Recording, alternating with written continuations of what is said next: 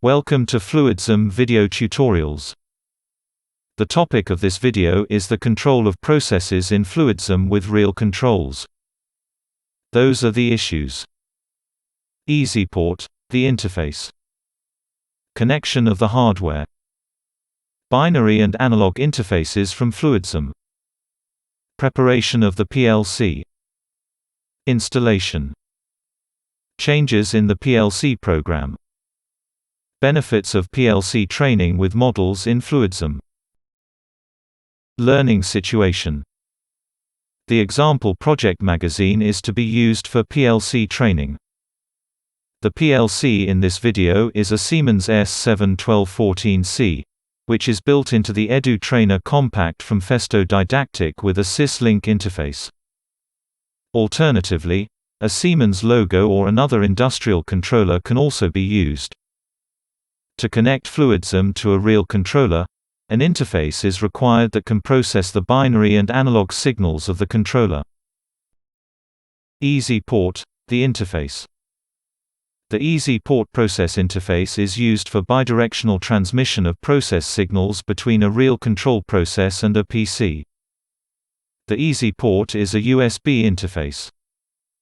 It has 16 digital inputs and outputs with 24 volts DC as a high signal and 0 volts as a low signal. The 4 analog inputs and 2 analog outputs process voltage signals in the range from -10 to +10 volts. Each 8 digital inputs and outputs of the Easyport are connected to a syslink 24-pin socket wired according to IEEE 488. The 4 analog inputs and 2 analog outputs of the Easyport are wired to a 15-pin sub-D socket. Easyport USB is equipped with a galvanically isolated USB 2.0 interface. The current USB driver for the Easyport must be installed on the PC.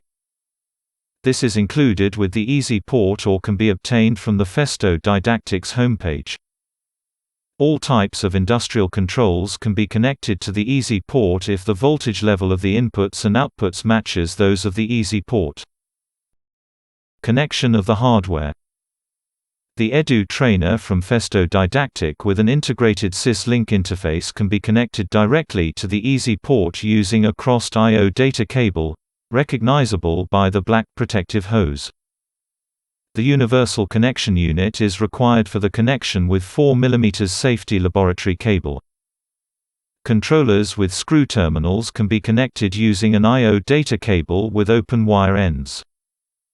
In our example, the Edu Trainer is connected to the Siemens SPS and the Easyport via a crossed syslink cable. As a result, the outputs of the PLC are connected to the inputs of the Easyport and the inputs of the PLC are connected to the outputs of the Easyport.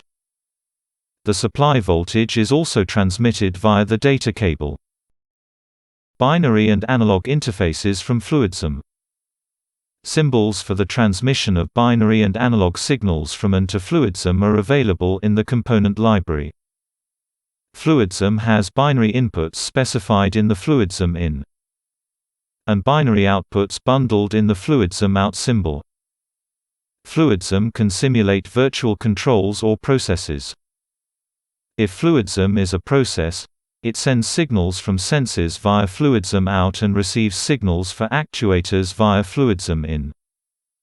Instead of the controller, the FluidSIM in, out symbols will now take on the role of the controller. The sensors, buttons or switches are connected to FluidSIM out so that their signals are sent to the inputs of the PLC.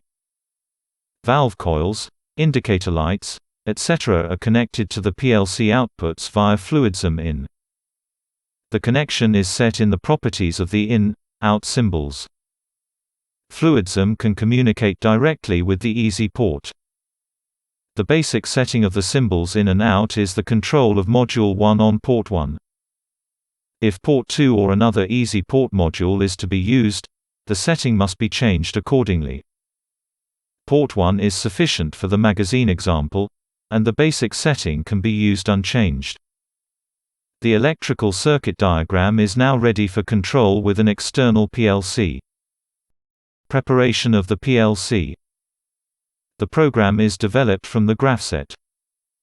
2 and elements check the start condition by linking the signals of the start button SF1, the end position BG1 and the workpiece recognition BG3. If the start condition is met, an RS flip-flop is set and the output controls the solenoid valve. If the end position BG2 is reached, a switch-on timer starts, which resets the flip-flop when it expires. The drive MM1 retracts. The control is connected to the PC via an Ethernet cable and the program is loaded into the control. Installation. In FluidSIM, the simulation is started in the continuous cycle. The observation mode can be activated in the TIA portal. The optical sensor for monitoring the magazine is actuated, signaling the presence of workpieces in the magazine. The sequence is started with the start button SF1. The real PLC now controls the virtual model. Changes in the PLC program. Changes in the program or errors have an immediate effect on the simulated process in FluidSIM. If, for example, the time of the timer in the PLC program is increased to 3 seconds, this is directly visible in the simulation. After the change, the program in the controller must be updated.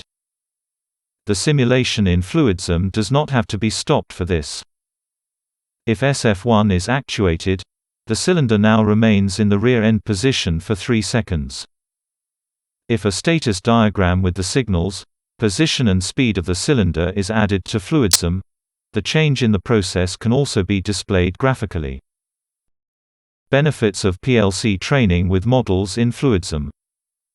FluidSIM provides an inexhaustible variety of models for PLC training.